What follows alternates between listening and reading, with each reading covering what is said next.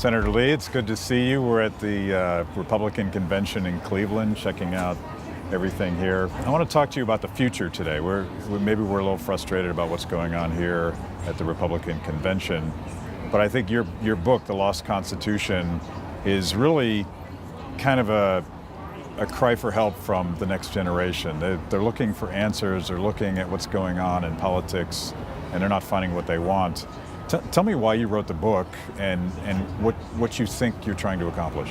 I wrote Our Lost Constitution because I've become convinced we've drifted too far from it. We don't know it. It's not taught adequately in schools anymore. We don't teach civics the way we used to. People are growing up without a basic appreciation for our most fundamental protections. As I explain in my book, the most important feature of the Constitution is its decision to limit power, to protect the people by preventing too much power from accumulating in the hands of one person or of a few people. So it splits up power along two axes. Once along the vertical axis with a protection we call federalism, the same protection that is bolstered by the 10th Amendment. It says we're supposed to govern locally wherever possible. There are a few powers that must be exercised at the national level. Those are given to Congress under the Constitution. Everything else is supposed to be left with the people at the state and local level.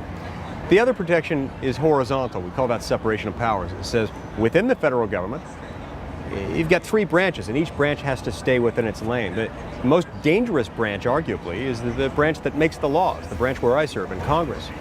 And to offset that danger, because you're setting policy, you're making change, you're allowing laws to be made that will change people's lives.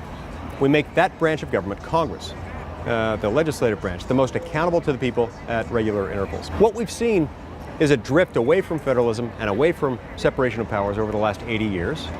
And the one has perpetuated the other. As we've consolidated more power in Washington, disregarding federalism, we've also, at the same time, propelled the outsourcing of lawmaking power away from the people's branch, Congress, and into the executive branch, into a sort of quasi-independent branch, the regulatory agency branch within the executive branch structure.